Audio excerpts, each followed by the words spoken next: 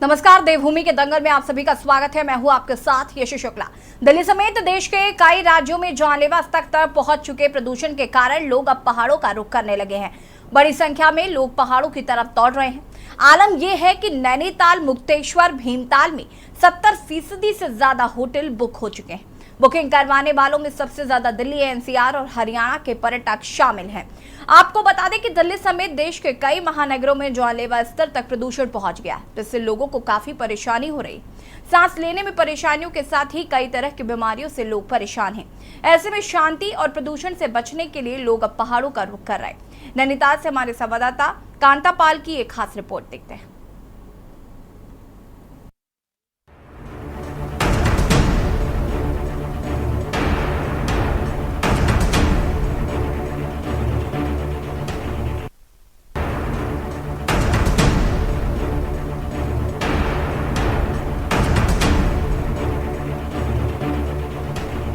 गाड़ियों का शोर और प्रदूषण की मार की चपेट में देश के कई राज्य हैं। दिल्ली, एनसीआर, हरियाणा और मुंबई में प्रदूषण ने स्थिति को काफी खराब कर दिया है। यहाँ रहने वाले लोगों का दम घुटने लग गया है। शहर में गाड़ियों के शोर और प्रदूषण से बचने के लिए लोगों ने अब पहाड़ों की तरफ दौड़ लगाना शुरू कर दिया। इसी के तहत बड़ी संख्या में लोगों ने इन राज्यों से उत्तराखंड पहुंच रहे हैं। पर्यटकों की माने तो महानगरों में जानलेवा स्तर तक पहुंच चुके प्रदूषण के कारण उन्हें पहाड़ों की तरफ आना पड़ रहा है। यहाँ आकर पर्यटक को शांति और प्रदूषण मुक्त वातावरण की सुविधा मिल रही है। वहाँ तो बहुत ज़्यादा सुकून है। हेल्थ पे भी देखो कितना अच्छा लग रहा है। दिल्ली में तो मैं बाहर बालकोनी में भी नहीं खड़ा हो जा रहा, इतना पोल्यूशन है, आंखों में जलन हो रही है।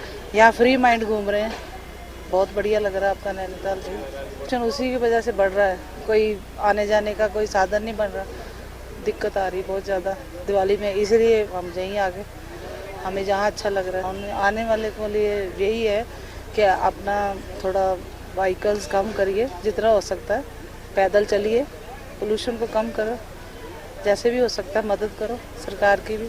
हम लोग ही मदद नहीं करेंगे तो कैसे सरकार क्या करेगी? पब्लिक की मदद से ही जाएंगे, सब कुछ हो पाएगा। बहुत साफ है हवा, बिल्कुल पोल्यूशन नहीं है। वायरल फैल रहा है तो वही खांसी जुकाम ज़्यादा होती है, यही है तकलीफ, बीमारी ज़्यादा होती है। बहुत अच्छा मौसम है, ठंडा भी है और साफ़ है बिल्कुल।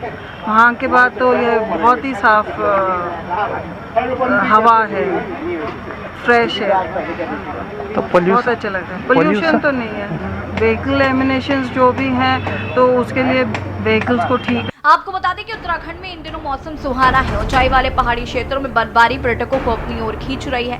वहीं मौसम विभाग ने आने वाले दिनों में पहाड़ी क्षेत्रों में बारिश और बर्फबारी का अनुमान जताया। वहीं केदारनाथ धाम समेत अन्य धामों में भी बर्फबारी देखने को मिल रही है, जिसका नतीजा यह है कि मसूरी, नैनीताल, मुक्तेश्वर, भीमताल में 70% से अधिक होटल बुक हो चुके हैं। बुकिंग करवाने वालों में सबसे ज्यादा दिल्ली, एनसीआर और हरियाणा के पर्यटक हैं। वहीं पर्यटकों की लगातार बढ़ती भीड़ से होटल कारोबारियों के चेहरे खिले हुए हैं। तो पिछले कई सालों से लोग तो दिवाली के बाद लोगों का आने का ट्रेंड शुरू हुआ नैनीताल। इस बार तो पॉल्यूशन बहुत ज़्यादा हो गया है। इस बार न्यूज़ में देख रहे हैं पिछले कुछ दिनों में तो AQI 800 पार कर गया है दिल्ली एनसीआर में। तो उस वजह से बुकिंग काफ़ी हमारे पास आ रही हैं। ये दिवाली 12 को दिवाली है, 13 के ऑनवर्ड्स काफ़ी बुकिंग्स आ रही हैं गेस्ट के यहाँ पे। तो अच्छी भीड़ होने की संभावना है। लगभग सभी होटलों में बुकिंग्स हैं यहाँ पे नैनीताल में और अच्छी रश होने की चांसेस पर। दिल्ली में तो जैसे न्यूज़ में भी आया था कि हर 3 बच्चों में से एक बच्चे को तो अस्थमा की प्रॉब्लम हो रही है। और फिर देखा जाए तो जैसे सुबह और शाम को ऐसा लगता है कि फोग है, पर वो फोग नहीं होती, वो पोल्यूशन होता है, तो उससे बहुत ज़्यादा प्रॉब्लम हो रही है।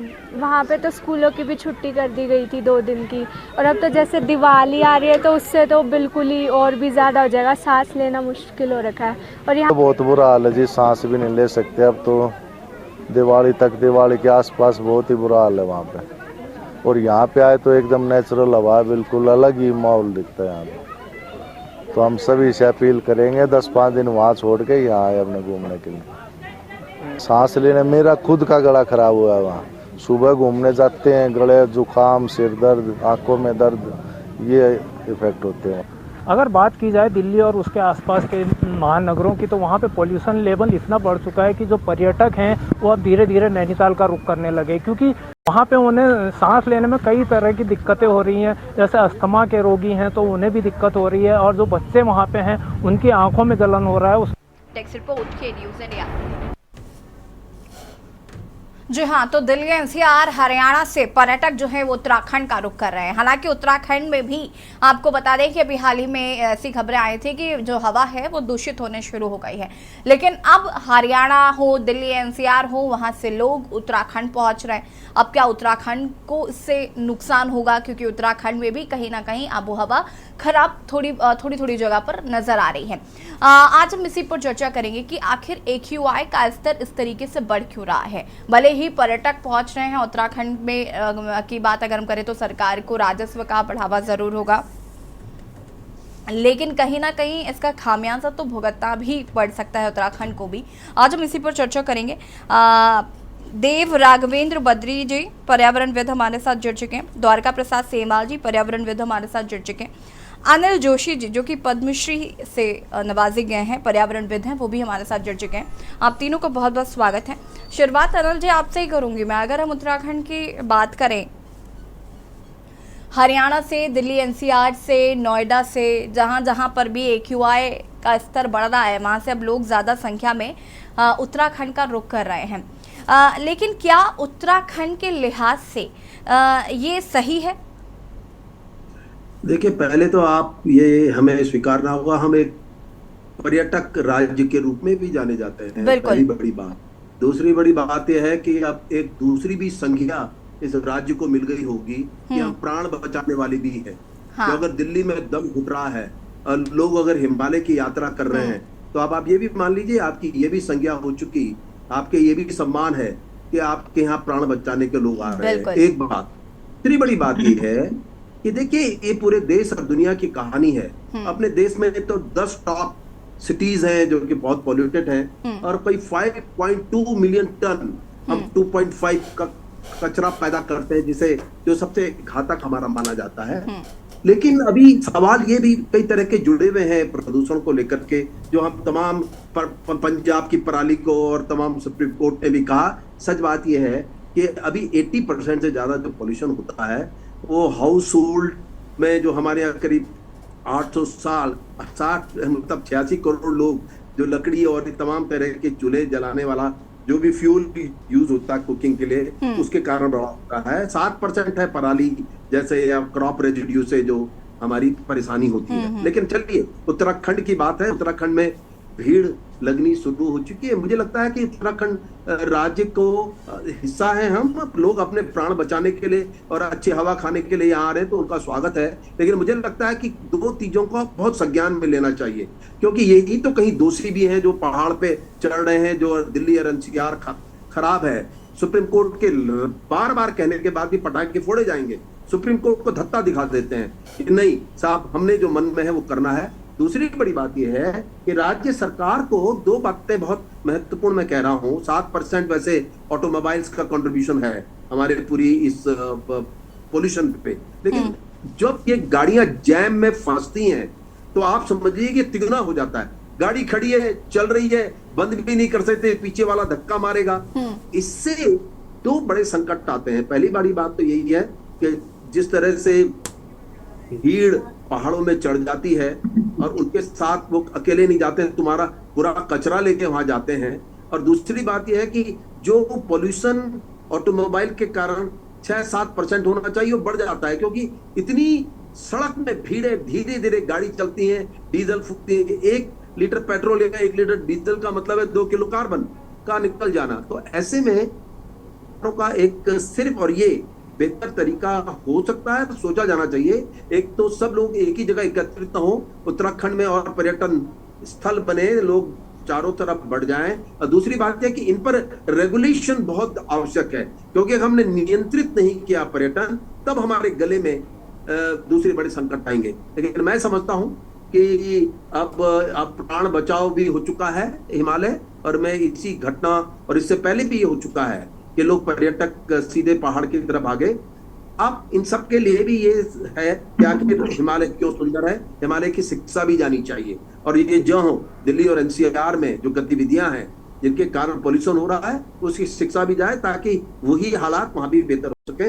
बस मैं ये समझता हूं कि मैं तो इसी पक्ष में रहूंगा कि अगर प्राण बचाने के लिए भी हमारा राज्य जाना जा रहा है या हिमालय है, प्रणाम करते हैं, लेकिन रेगुलेशंस के साथ करेंगे। और एक टैक्स, एयर टैक्स के बारे में भी सोच लो। शुद्ध हवा खा रहे हो, पानी पीते हो तो बोतलें खरीदते हो, तो हमारी हवा खाते हो तो भाई कुछ हमें हमारे लिए सच ये भी है कि तिलक भी लगा दें ताकि यहाँ की हवा हमेशा बनी रहे, हम उसका उपयोग उस रूप में कर सकते हैं। अनिल जी, मैं ये भी कहना चाहूंगी, आपने जैसे कहा कि प्राण बचाव हो चुके हैं हिमालय, लेकिन अब उत्तराखंड में भी अभी कई जगह ऐसी निकल कर आई जहाँ पर AQI जो है वो स्तर बढ़ना शुरू, हालांकि बहुत ज़्यादा स्थिति खराब नहीं है जैसे कि दिल्ली वगैरह में है, लेकिन फिर भी स्तर बढ़ा है।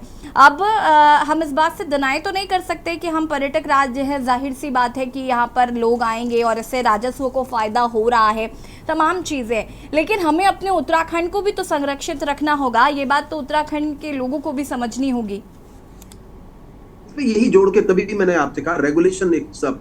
देखिए आप जितना बटेंगे, आप देखिए आपके पॉल्यूशन, जब गाड़ियों की कतार लगती है, आपने खुद देखा कितने धीरे धीरे गाड़ी चलती है, बंद में नहीं करेंगे, वही पॉल्यूशन डबल दुगना हो जाता है। तो इससे रेगुलेशन स्ट्रेटेजी में एक ये हो सकता है, एक जगह कम भीड़ जाए, दूसरी तरफ आपके पर्यटन स्थान अगर और बढ़ जाएंगे तो लोग उस तरह से बढ़ जाएंगे। असल में सच ये है कि हमारा पर्यटक जो है हमारे टूरिज्म सर्किल नहीं है, एक सर्किट होना चाहिए और लोगों के पास जानकारी होनी चाहिए कि कहाँ कहाँ आप संभव, सबको मसूरी की दौड़ है, सबको शिमला की दौड़ है, सबको नैनीताल की दौड़ है, यहाँ पे शायद हमारी कमी है। अगर हम अपना एक सर्किट बना के रखें जिसकी जानकारी अपनी वेबसाइट में डालें, लोग चारों तरफ जाएं, हवा लें, पानी लें और कंट्रीब्यूट भी करें। Contribution is very important. अब होटल वाले को होटल का पैसा दे देंगे, लेकिन जो सरकार के माथे पड़ेगा उसका भी मुझे लगता है कि जब इस तरह की प्रोविजंस होंगे कि बेहतर हिमालय, बेहतर उत्तराखंड बनने के लिए जब वो आते हैं तो शायद उनको कुछ इस रूप में भी कंट्रीब्यूट करना चाहिए, जो इकोलॉजिकल टैक्स कह सकते हैं। एनवायरमेंट मसूरी वाले लेते हैं, पूरे राज्य में घुसने से पहले ही ले लेना चाहिए ताकि हम कम से कम उस धन का उपयोग अपनी बेहतरी के लिए तो करें। ये महत्वपूर्ण है। और रही AQI की बात उत्तराखंड में, तो मैं आपको बताऊं तो हम हिमालय में औसतन आपने नोट किया होगा 10, 15, 20 दिन में कहीं ना कहीं बारिश हो जाती है, तो हम अभी उस खतरनाक स्तर पर तो नहीं पहुंचे हैं, लेकिन जरूरी है कि हम अगर इस पे चिंतन कर लें और जैसे मैंने कहा prevention is better than cure. बिल्कुल ठीक है अनिल जी, वापस आएंगे आपके पास। हमारे साथ यहाँ पर मनोज ध्यानी जी भी जुड़ चुके हैं, पर्यावरणविद है। मनोज जी, आपका भी बहुत बहुत स्वागत है। और मैं यहाँ पर देव राघवेंद्र बद्री जी का रुख करना चाहूंगी। राघवेंद्र जी, अगर हम बात करें उत्तराखंड परिप्रेक्ष्य की, तो देखिए पर्यटक क्षेत्र है, पर्यटक राज्य है हमारा, और यहाँ पर जाहिर सी बात है कि लोग आएंगे। मौसम भी चूंकि बहुत अच्छा हो गया है तो ज़्यादा संख्या में लोग आ रहे हैं, लेकिन दिल्ली NCR हो, नोएडा हो, गाजियाबाद हो, हरियाणा हो, जहाँ पर आज ये स्थिति है कि लोगों को सांस लेना भी मुश्किल पड़ गया है। अब सबके सब अगर उत्तराखंड आ रहे हैं, अगर हम यहाँ पर बात करें पर्यटक आ रहे हैं, लेकिन उत्तराखंड में भी हम बहुत सारी चीज़ें देख रहे हैं, बहुत सारे बदलाव देख रहे हैं। उत्तराखंड में भी हम देख रहे हैं कि पेड़ काटे जा रहे हैं, जिनको लेकर बहुत सारी जगह जो समाजसेवी संस्थाएं वो उस पर काम भी कर रही हैं। पेड़ काटे जा रहे हैं जगह जगह पर, कहीं कहीं पर हम देख रहे हैं प्रदूषण का स्तर भी बढ़ रहा है, कूड़ों का अंबार ढेर लगा है, फिर उनको जलाया जाता है, तो प्रदूषण इससे भी हो रहा है। तो हमें कहीं ना कहीं इन लोगों के लिए उत्तराखंड को संरक्षित रखने की ज़रूरत है, क्योंकि उत्तराखंड, जैसा कि अभी इससे पहले अनिल जी कह रहे थे कि हम प्राण बचाओ हिमालय भी हो गया है अब, कि लोग यहाँ पर आ रहे हैं, तो हमें अपने उत्तराखंड को भी तो संरक्षित रखना होगा।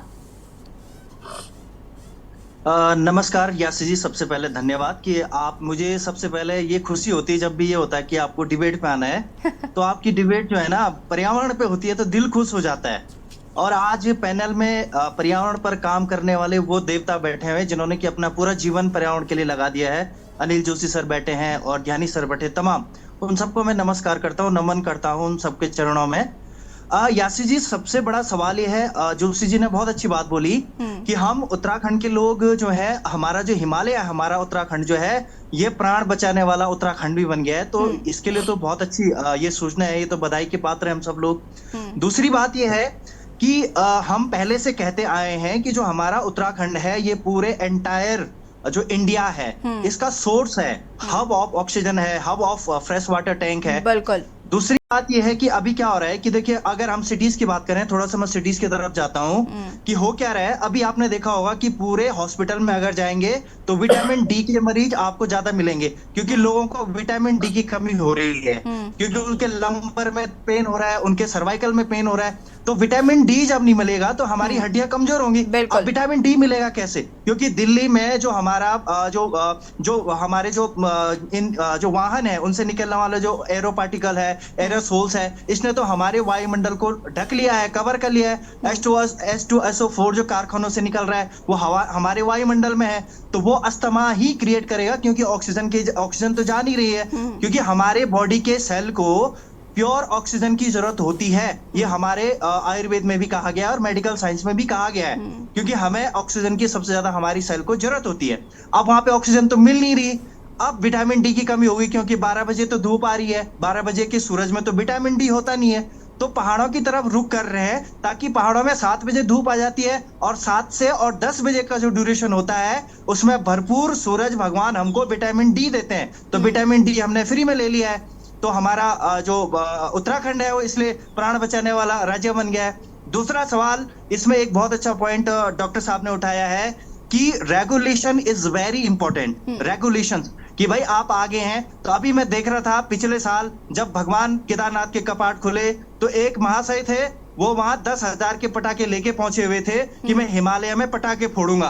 तो हमने उनको रोका और उनके वो जो पटाखे का जो कट्टा था उसको छीना और वहां स्थानीय प्रशासन को जमा किया। हमने कहा आप कहाँ हैं? आप हिमालय में हैं और आपको फ्री में आपको प्राणवायु मिल रही है, बाबा केदार का आशीर्वाद मिल रहा है और आप हिमालय में पटाखे फोड़ रहे हैं। दूसरा सवाल ये है कि ये जो मतलब एक अलग सा हमारा जो रस्म है आतिशबाजी करने का, ये भी समझते हैं कि ये आतिशबाजी हमें ही वापस लेनी पड़ेगी, ये पटाखों का धुआं हमें वापस ऑक्सीजन के रूप में लेना पड़ेगा। इन स्पाइट ऑफ दिस, इसके बाद भी हम लोग ऐसा करते हैं। बिल्कुल। तीसरा सवाल ये है कि जब पर्यटक आ रहे हैं, बहुत अच्छी बात है, क्योंकि हम लोग पहले से ही, मैंने कहा ना कि जो हिमालयन राज्य हैं ये पहले से ही पूरे भारत के भाल हैं। ये ऑक्सीजन ही नहीं बल्कि शुद्ध पानी भी देते हैं, पर्यटक देते हैं, औषधियां देते हैं। क्योंकि भाई आप देखिए रामायण में हनुमान जी भी औषधि लेने के लिए उत्तराखंड आए थे, आपके द्रोणागिरी पर्वत से संजीवनी लेके गए थे और फिर लक्ष्मण जी उन्होंने उनको जीवित किया था। तो इसका मतलब ये कि उत्तराखंड जो है औषधियों का भी बहुत बड़ा भंडार है। रेगुलेशन होना चाहिए, सख्त रूल होने चाहिए कि आप प्लास्टिक का यूज नहीं करेंगे। आप जो है जो लोकल फॉर वोकल होना चाहिए। जो सबसे बड़ी बात है कि वहीं का अन्न होना चाहिए, वहीं का पानी होना चाहिए, वहीं का भोजन होना चाहिए और वहीं के जो रिचुअल्स हैं, जो हमारे उत्तराखंड के रिचुअल्स हैं, ट्रेडिशनल फोक्स हैं, ट्रेडिशनल रिचुअल्स हैं, उनको फॉलो किया जाने चाहिए, ताकि जहां पे पर्यटक जा रहा है, अब ऐसा ना हो कि 3 साल बाद फिर यासी जी डिबेट कर रहे हैं तो पता चला नैनीताल भी दिल्ली बन गया है, तो फिर नैनीताल से दूसरी जगह चल गए हैं। नहीं, आप जैसे लोग अगर रहेंगे तो मुझे उम्मीद है कि ऐसा कभी नहीं होगा। खैर, हम चर्चा को आगे बढ़ाएंगे, आप सभी हमारे साथ बने रहिए। रुकेंगे एक छोटे से ब्रेक के लिए, जल्द हाजिर होते हैं।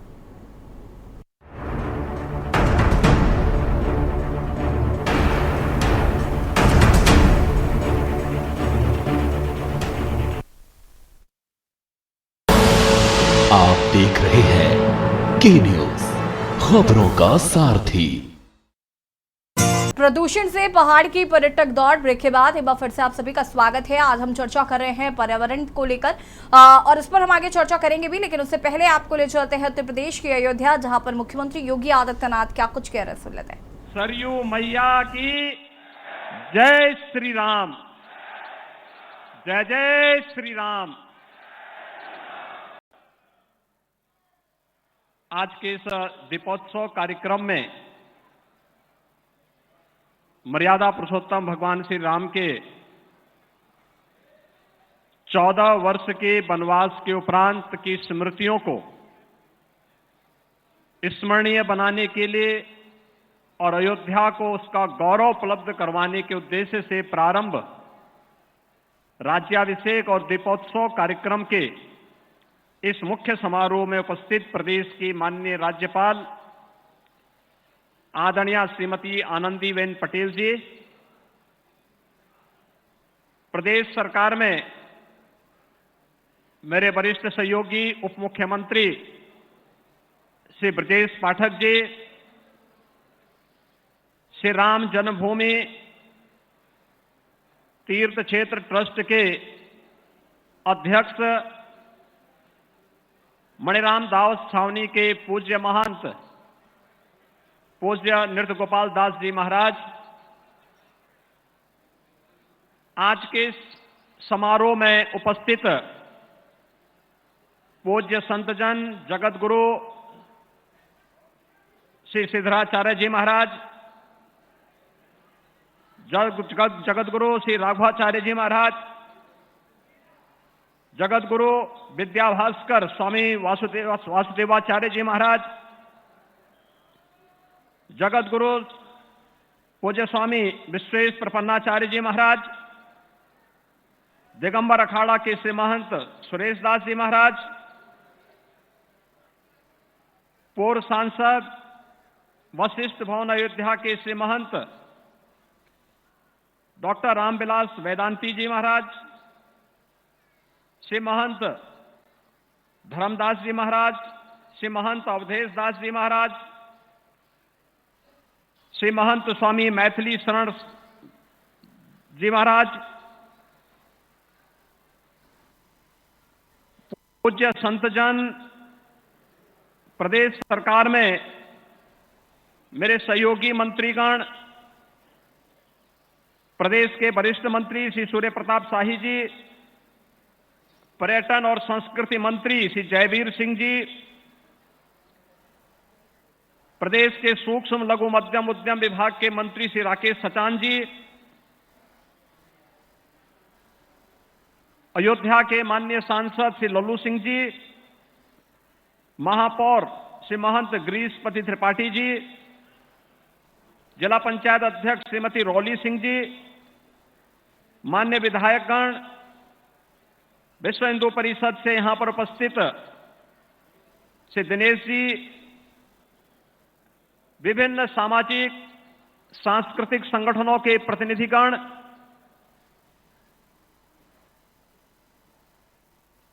और उपस्थित सभी भाइयों बहनों, सबसे पहले अयोध्या वासियों को और प्रदेशवासियों को दीपावली की और इस दीपोत्सव की हृदय से बधाई देते हुए आप सबका मैं अभिनंदन करता हूं। हम सब ने अभी हजारों वर्ष पहले प्रभु श्री राम पुष्पक विमान से अयोध्या आए होंगे।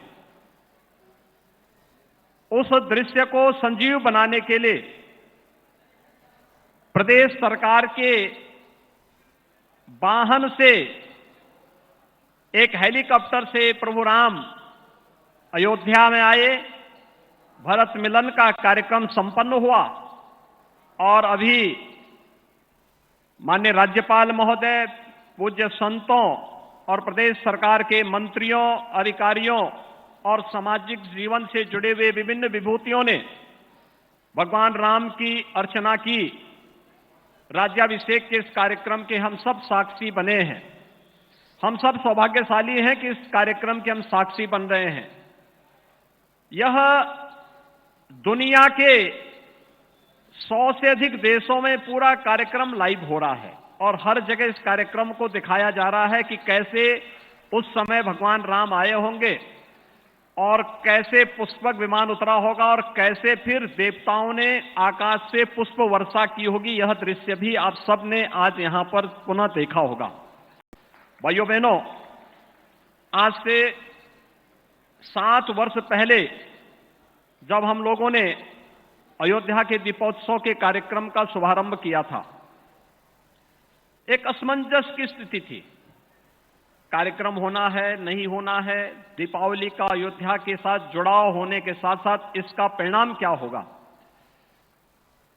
और उस समय सरकार के निर्णय, उस समय के हमारे सभी सहयोगियों ने मिलकर के पूज्य संतों के सहयोग से, जनप्रतिनिधियों के सहयोग से जिस कार्यक्रम को आगे बढ़ाया, आज वह उत्तर प्रदेश का और अयोध्या का एक न केवल बड़ा कार्यक्रम बना है बल्कि आदरणीय प्रधानमंत्री जी की एक भारत श्रेष्ठ भारत की परिकल्पना को साकार करता हुआ देश और दुनिया का एक यूनिक इवेंट भी बन रहा है। गत वर्ष हमारा सौभाग्य है आदरणीय प्रधानमंत्री जी स्वयं इस कार्यक्रम के साक्षी बने।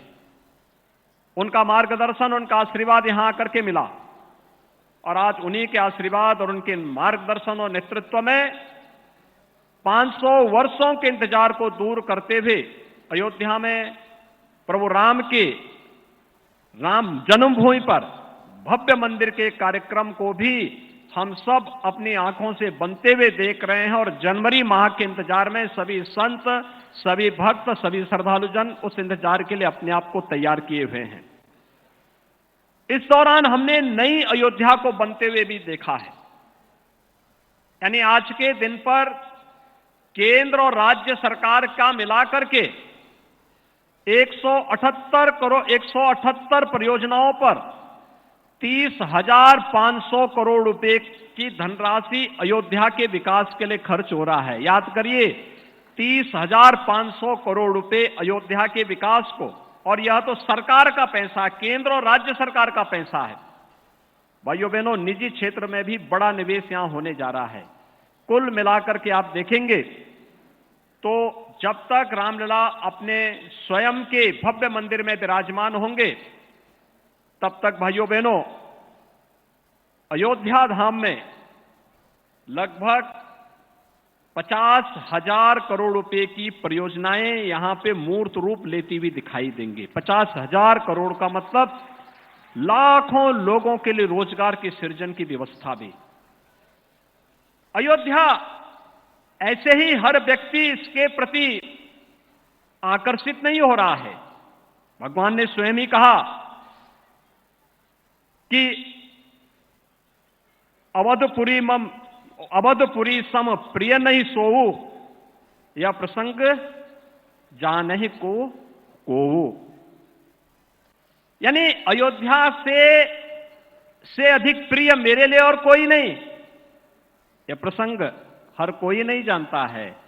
और भाइयों बहनों, अयोध्या को भगवान राम के ही अनुसार उनकी प्रिय नगरी के रूप में प्रस्तुत करने का दायित्व तो डबल इंजन की सरकार पूरी प्रतिबद्धता के साथ निर्वहन करने के लिए तैयार है। और पिछले 9.5 वर्ष से प्रधानमंत्री मोदी जी के नेतृत्व में पूरे देश में और उत्तर प्रदेश में पिछले 6-6.5 वर्ष से जिन कार्यक्रमों को हम लोगों ने यहां पर प्रभावी ढंग से लागू करने का कार्य किया है, वे सब भी आपके पास हैं। भाइयों बहनों, जिस अयोध्या के बारे में भगवान ने स्वयं कहा हो, जन्मभूमि मम पुरी सुहावनी, उत्तर दिशि बह सरजू पावनी, यानी जिस अयोध्या धाम की महिमा को प्रभु अपने श्रीमुख से गा रहे हो, उस अयोध्या धाम के लिए कुछ भी योगदान दे देना। और अयोध्या से मुख्यमंत्री योगी आदित्यनाथ को यहाँ पर आप सुन रहे थे। आपको बता दें कि यहाँ पर भरत मिलाप का मंचन किया गया, साथ ही साथ पुष्पक विमान से किस तरीके से राम जी अयोध्या पहुंचे थे, इसका भी इसको एक प्रतिरूप के तौर पर दिखाने की कोशिश मुख्यमंत्री योगी आदित्यनाथ ने बताया। इसका जिक्र भी किया कि की जा रही है ताकि लोग इस बात को याद रख सके, इतिहास में किस तरीके से ये चीज़ें हुई होंगी, उनको आज के दौर में कैसे देखा जा सकता है, वो करने की कोशिश की गई है। बढ़ेंगे हम चर्चा पर और बात कर रहे हैं आज पर्यावरण की। आपको बता दें कि जिस तरीके से दिल्ली एनसीआर हो, हरियाणा हो, जहां पर प्रदूषण लगातार फैल रहा है, अब पर्यटक राज्य होने के नाते उत्तराखंड का लोग रुख कर रहे हैं। यहां पर ज़्यादा से ज़्यादा संख्या में लोग दिवाली के मौके पर पहुंच रहे हैं। आज हम इसी पर चर्चा कर रहे हैं क्योंकि उत्तराखंड में भी पर्यावरण को कैसे संरक्षित रखने के लिए किस तरीके से पर्यावरणविद काम कर रहे हैं, उस पर हम चर्चा कर रहे हैं। मैं यहाँ पर द्वारका प्रसाद सेमवाल जी का रुख करना चाहूँगी। द्वारका प्रसाद जी, माफ़ी चाहूँगी, क्या कुछ कहना चाहते हैं इस जिस तरीके से हम लोग आज बात कर रहे हैं कि पर्यावरण को संरक्षित रखना है या पर्यावरण को कैसे बचाना है, इस पर काम करना बहुत ज़रूरी है क्योंकि जाहिर सी बात है कि अगर हम यहाँ संरक्षित नहीं करेंगे तो उसके बाद कहीं ना कहीं ऐसा ना हो कि मसूरी जो है वो दिल्ली जैसा नज़र आने लगे कुछ टाइम बाद। नमस्कार, सबसे पहले आपको धन्यवाद और सभी दर्शकों को और आप सबको जो दीपावली के ढेर सारी आपको देखिए, अभी जैसे आदरणीय गुरुजी डॉक्टर अनिल प्रकाश जोशी जी ने कहा कि रेगुलेशन को लेकर के, तो ये तो बात तय कर देनी चाहिए सरकार को कि जितने भी हमारे पहले ये हिल स्टेशन है जो प्रचारित ज्यादा है, इनकी कैरिंग कैपेसिटी को लेकर के बातचीत होनी चाहिए। क्योंकि जिस तरीके से होड़ जैसी मची हुई है, क्योंकि एक तरफ वायु प्रदूषण है, वायु प्रदूषण के साथ साथ हमें पूरा इकोलॉजी सिस्टम उत्तराखंड का और अन्य हिमालयी राज्यों का समझना पड़ेगा। आप देखेंगे कि मसूरी में भी खतरे के बादल मंडरा रहे हैं, जोशीमठ में भी खतरे के बादल, जोशीमठ तो डूब ही रहा है, बार बार नैनीताल को लेकर के बातचीत की जाती है। तो ये कई तरह की आप जो प्रदूषण हो रहा है वो कई तरह का है। तो एक तो कैरिंग कैपेसिटी को लेकर के बातचीत होनी चाहिए और इसके लिए रेगुलेशन बनना चाहिए, स्टडी होनी चाहिए। एक दूसरे, एक ट्रांसपोर्टेशन सिस्टम हम इंटायर पूरे हिमालयी राज्य की बात कर रहे हैं, उत्तराखंड के साथ साथ, क्योंकि क्या है कि 2 व्यक्ति है, एक गाड़ी लेकर के जा रखे हैं। तो अब आप ये बात मानिए कि 1 लीटर पेट्रोल का मतलब 2 किलो कार्बन की बात है, तो कितना सारा कार्बन उत्सर्जित हो रहा होगा। तो ये थोड़ा सा हमें अलग से भूटान जैसा और अन्य स्विट्जरलैंड जैसे देशों के मॉडल को लाना पड़ेगा कि उत्तराखंड में किस तरह का ट्रांसपोर्टेशन की व्यवस्था हो, ताकि यह न हो कि आने वाले समय में केदारनाथ जैसी और बहुत सारी त्रासदियां भी हो। वायु प्रदूषण तो है ही है, तो यहाँ पर ये सारे खतरे भी है। तीसरी बात ये रही कि उत्तराखंड में सिर्फ वो जो 5-7 गिनगिनाए नाम है वही नहीं है। यहाँ पर जो है हर घाटी, हर क्षेत्र में जो है कई सारे पर्यटक स्थल है, कई सारे बुग्याल है, कई सारे ट्रैक रूट है, अच्छे हिल स्टेशन। उनको थोड़ा प्रचारित प्रसारित करने की बात है कि सब एक ही जगह ना जाए, पॉकेट डेवलप हो, हमारे सबको एक माला से जोड़ा जाए, एक नेटवर्क से जोड़ा जाए कि हाँ कुछ लोग इस घाटी में जा रहे हैं, कुछ दूसरी घाटी में जा रहे हैं। कि अगर 20,000 50,000 टूरिस्ट हमारा मसूरी में आ रहा है और वो 50,000 की कैपेसिटी मसूरी में है, तो 50,000 की भी है तो 85,000 है, और मतलब उसी जगह पर 1.5 लाख पर्यटक भी घुसे जा रहे हैं, 2 लाख भी घुसे जा रहे हैं। तो जैसी 50,000 की कैपेसिटी पूरी हो तो वो जो है अन्य जो स्थान है हमारे उस तरफ जो है उसे डाइवर्ट कर दिया जाए। तो ये बात है, तो ये होनी चाहिए। और चौथी बात हम ये बोल रहे हैं कि हम पूरे देशवासियों से बातचीत कर रहे हैं और वर्ष 2010 से ये बात कह रहे हैं कि भाई हिमालय और हिमालय वासियों की भी चिंता होनी चाहिए। आपके पास पैसा है, आप आए उत्तराखंड में, आपने यहाँ कूड़ा भी छोड़ दिया, सब कुछ कार्बन उत्सर्जित कर दिया और आप फिर दिल्ली को चले गए, लेकिन यहाँ का वासी कहाँ जाएगा जो फिर लैंडस्लाइड की मार इस पर पड़ रही है। जो है उनकी सुविधा के चक्कर में बड़े बड़े होटल जो बनाए जा रहे हैं, फिर पेड़ों का कटान हो रहा है, लैंडस्लाइड सक्रिय हो रहा है। तो थोड़ी देर के लिए पैसा तो आ रहा है, लेकिन हमारा स्थायित्व है, जो हमारी जो मतलब सस्टेनेबल की जो हम बात करेंगे, हम उत्तराखंड और पहाड़ को कैसे मजबूत रखें। आपने पैसे के दम पर आए, पैसा फेंका, तमाशा किया और चल दिए, फिर हम कहाँ जाएंगे। तुम तो भुगत रहे हो भाई। तुम दिल्ली में जो है एक परिवार की 4 गाड़ियां हैं, एसी लगे हुए हैं। हमने जो हिमालय वासियों और उत्तराखंडियों न तो अभी तक एसी चलाया, न कुछ इस तरीके के कार्बन उत्सर्जन के हमारे कोई न उद्योग धंधे है, न हमारी इस तरीके कोई सिस्टम है। तो ये बात होनी चाहिए कि जो दिल्ली की, मुंबई के मेट्रो सिटियों की जो आज हालत है, वो कहीं ये या ना हो कि हमारी हालत भी ऐसी कर दे, क्योंकि दिल्ली ये तो ऊपर भागे, फिर हम कहाँ जाएंगे। और हम तो चलो ठीक है। द्वारिका प्रसाद जी, मेरा एक्चुअल सवाल यही था, क्योंकि मुझे लगता है कि ऐसा अगर हम बात करें यहाँ पर दिल्ली एनसीआर में बेड़ा गर्क करके रखा हुआ है कि उनको ऑड इवन फॉर्मूला लागू करना पड़ रहा है, उसके बावजूद भी उनका कुछ भला नहीं हो पा रहा है। अगर हम बात करें अब उत्तराखंड में पर्यटक को बढ़ावा मिल रहा है, अच्छी बात है, लेकिन यहाँ आकर भी अगर उसी तरीके से दुर्गति करेंगे तो फिर हम अब ये उत्तराखंड वाले कहाँ जाएंगे। मैं वही बोल रहा हूँ कि अब रिस्पॉन्सिबल टूरिज्म को लेकर के सरकार को पॉलिसी लानी पड़ेगी। बिल्कुल, क्योंकि आप देखिए गौमुख में हजार टन कूड़ा पड़ा रहता है। नदी घाटी जहां भी आप जाएंगे, ये लोग इतने मतलब हम उनका स्वागत करते हैं, लेकिन इतने बदतमीजी से जो है हिमालय को रौन देते हैं, आप विश्वास नहीं करेंगे। क्योंकि हम तो गौमुख से आते हैं, हम गंगोत्री से आते हैं, हम उत्तरकाशी से आते हैं।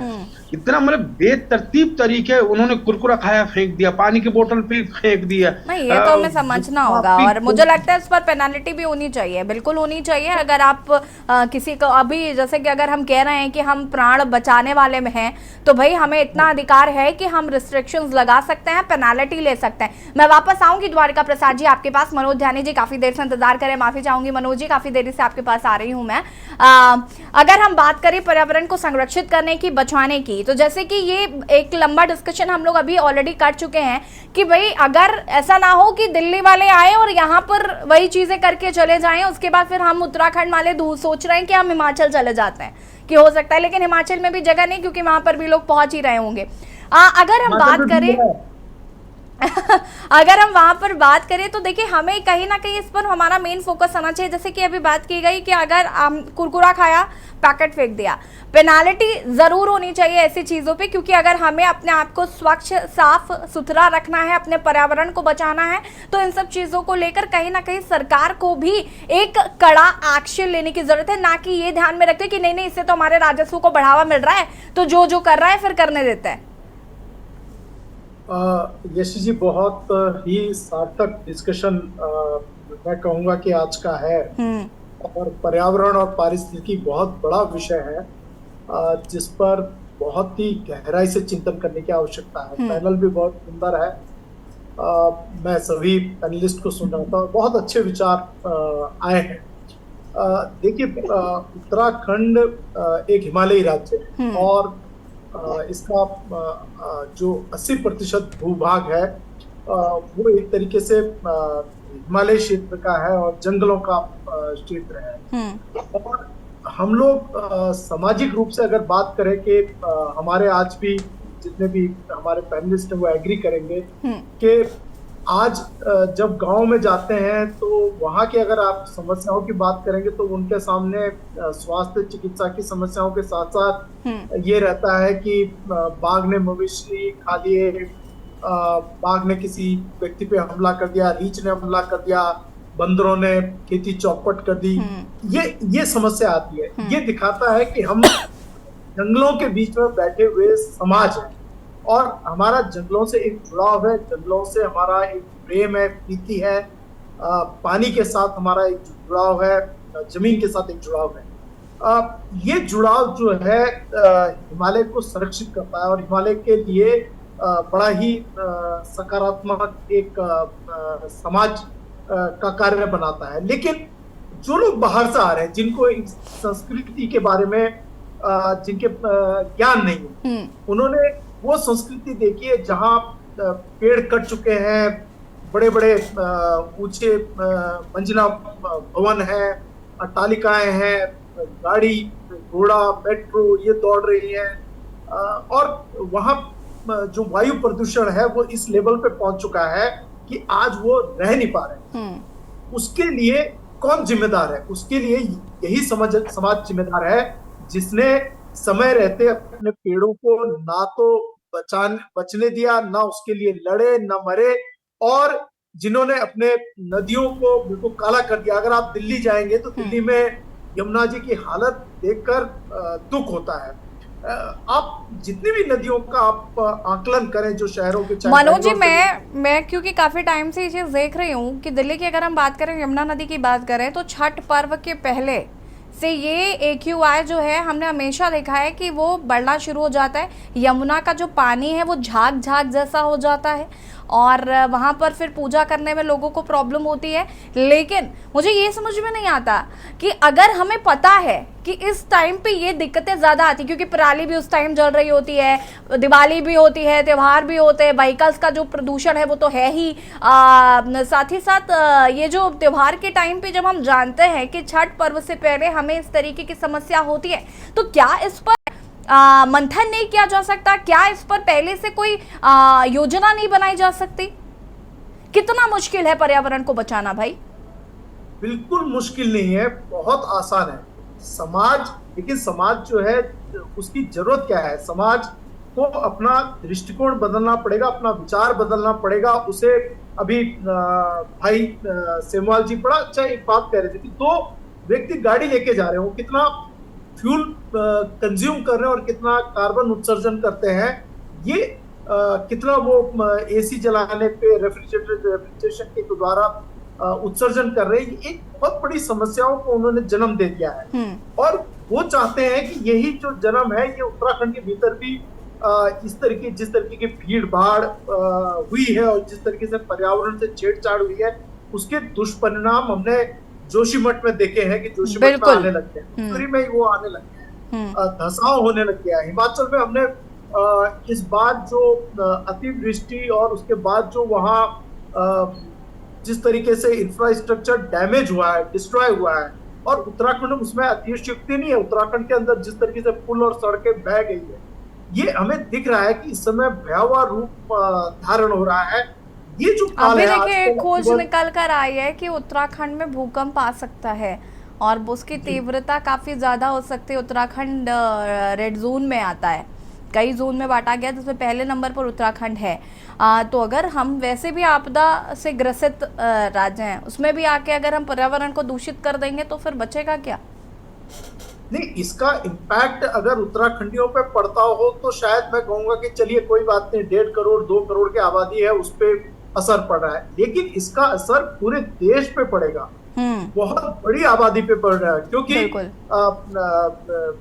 ये बात हमारे को याद रखनी पड़ेगी और हमारे साथियों ने ये बात बोली है इस पैनल पे, और हमने इसको राइट किया था उत्तराखंड मूवमेंट के दौरान पे। इस पे पूरे आलेख सरकार को सौंपे हैं, पूरे दस्तावेज सौंपे, और ये बात लिखकर दी कि उत्तराखंड अकेला उत्तराखंड नहीं, Uttarakhand is oxygen bank of India. हम सबसे ज्यादा ऑक्सीजन प्रोड्यूस कर रहे हैं यहाँ पर। हमारे जो पेड़ हैं ये ऑक्सीजन दे रहे हैं। आप कोविड काल पे जरा थोड़ा नजर डालिए कि जब 50-50 हजार रुपया लोग गड्डी लेके खड़े थे और उनको ऑक्सीजन सिलेंडर नहीं मिल रहे थे, तो कितनी मतलब महत्वपूर्ण चीज उत्तराखंड अवाम को दे रहा है, भारतीय अवाम को दे रहा है, और उसकी कीमत क्या मतलब उसकी कीमत क्या लगाएंगे हम? कुछ नहीं लगा सकते। इसी तरीके से वाटर बैंक ऑफ इंडिया भी उत्तराखंड है, क्योंकि यहाँ से बहुत बड़ा पानी का जो सप्लाई है, दिल्ली में तो गंगा जी का ही पानी सप्लाई होता है पूरे प्रत्येक नल में, तो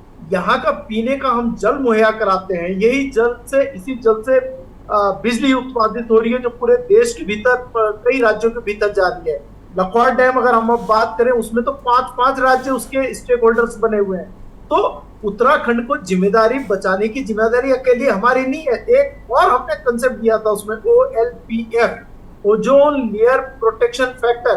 हमारा जो ऑक्सीजन जो है, बाकी लोग तो कार्बन उत्सर्जन करके ओजोन लेयर को तबाह कर रहे हैं, तोड़ फोड़ रहे हैं, ताकि जो विकिरण है वो बढ़ता रहे, लेकिन उत्तराखंड ऑक्सीजन पैदा करता है। उस ऑक्सीजन से ओजोन लेयर का प्रोटेक्शन होता है, वो प्रोटेक्शन फैक्टर का काम करते हैं। और हमारी सरकारें जिनको नीतियां बनानी चाहिए, जिनके हाथ में है, वो क्या कर रही है? आप तो यशी जी देहरादून में सहजदारा पता नहीं के लेटेस्ट कब गई होंगी, पूरा अगर आप जाए तो आपको लगेगा जैसे आप सहारनपुर आ गए। नहीं मनोज जी, मुझे गए हुए 2006 में गई थी मैं, और मुझे लगता है उस वक्त उत्तराखंड की तस्वीर काफी अलग थी और अब तो काफी अलग हो गई होगी। बहुत देर थी। अब आप जाएंगे, आप पहचान नहीं पाएंगे। दोनों तरफ बिल्कुल एक पेड़ नहीं है, सड़क के किनारे पूरे के पूरे छपान कर दिए गए। आखिर हम उत्तराखंड को बनाना क्या चाह रहे हैं? उत्तराखंड को बर्बाद करने नहीं, और मुझे लगता है मनोज जी इसके लिए ना सिर्फ सरकार तो जिम्मेदार है ही, लेकिन मेरी आपकी और उस समस्त हर उस व्यक्ति की जिम्मेदारी है जैसे पहाड़ से लगाव है।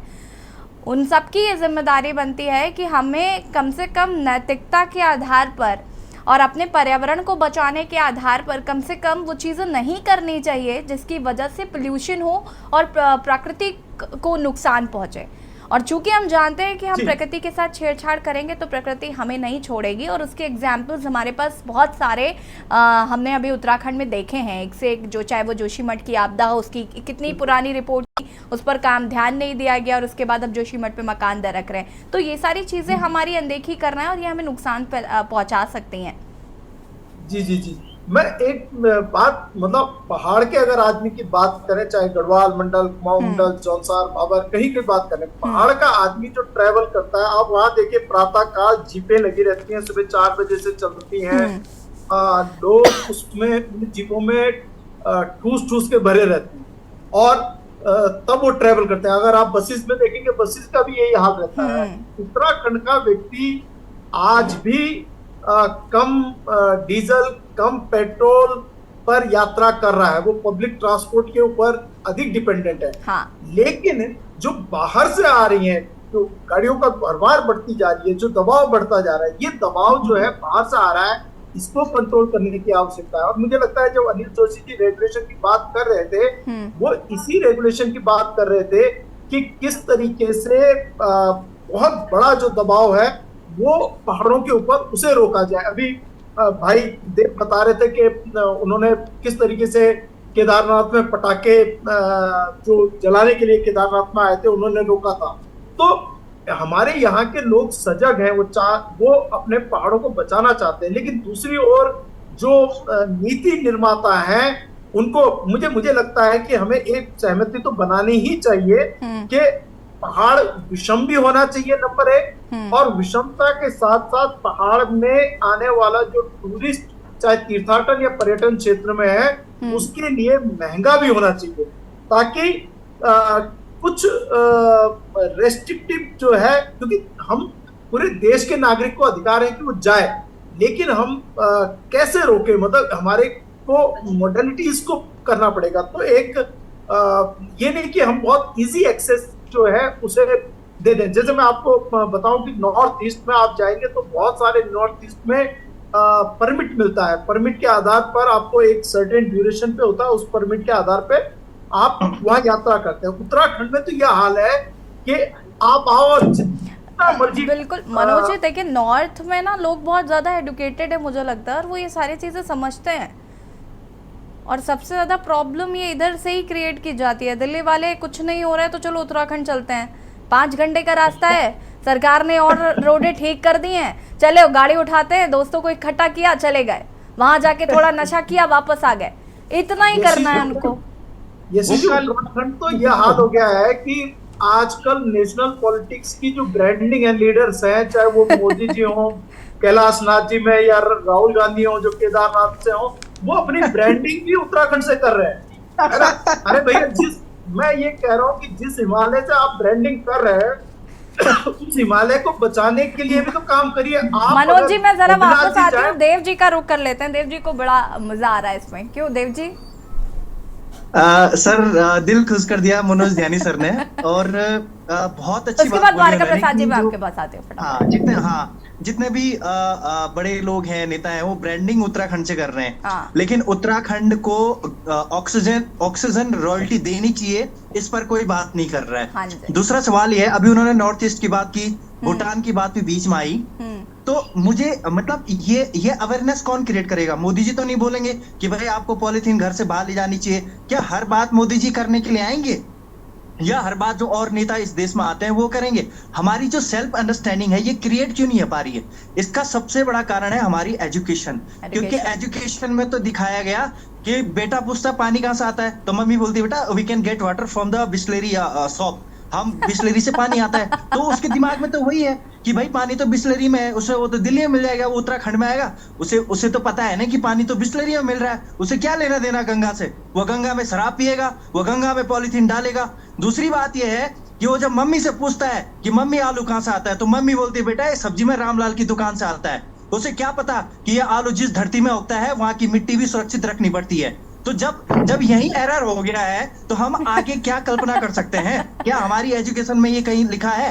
क्या हमारी एजुकेशन में इस तरीके की एजुकेशन है? हमारी एजुकेशन है कि हार्वर्ड में जाके या IIM में जाके बिजनेस कैसे करना है, तो वही हो रहा है। या उत्तराखंड में, उत्तराखंड की नदियों का बिजनेस करो, बड़े बड़े डैम बना दो, उत्तराखंड में पेड़ों को काट दो, उनका बिजनेस कर दो, बड़े बड़े डैम बना दो, उत्तराखंड में हिमालय तक। द्वारका प्रसाद जी फटाफट अपनी बात को प्लीज पूरा करिएगा, क्योंकि वाइंड अप का समय हो रहा है, जल्दी से अपनी बात को पूरा करेगा प्लीज। इसको लेकर के यही है कि देश और दुनिया हिमालय वासियों, हिमालय के साथ हिमालय वासियों की भी चिंता करे, और सरकार से ये अनुरोध है आपके माध्यम से कि एक सर्किट अलग अलग नदी घाटों के बनाए कि कहाँ कहाँ पर हमारे कितने टूरिस्ट डेस्टिनेशन है, ताकि वहाँ के लोगों को रोजगार भी मिले और लोगों को नए स्थान मिले। तीसरी एक बात है कि भाई उत्तराखंडियों को, सरकार को छोड़ करके जो आम व्यक्ति, आम गांव का व्यक्ति है, हम लोग ग्रीन बोनस की बात कर रहे हैं, तो वो आम व्यक्ति को मिले, क्योंकि जिन्होंने जंगल बचा के रखे, जिन्होंने चिपको आंदोलन लड़ा, जो पेड़ अपने पड़ोसी को काट नहीं देते, इतना जो प्यार करते हैं, तो जब वो देखते हैं कि बगल वाले को जो बड़ा आदिम है पैसा लेकर के आए निगम, उसने जंगल के जंगल काट दिए, और जब राम प्रसाद को जो है अपने घर के लिए लकड़ी चाहिए होती है, कुछ चाहिए होता है, तब वन कानून 1980 आ जाता है।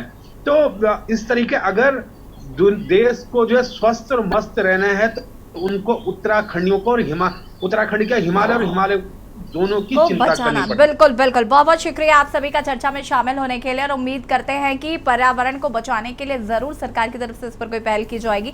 देवभूमि के दंगल में फिलहाल आता है, देखते रहिए के न्यूज़ इंडिया। नमस्कार।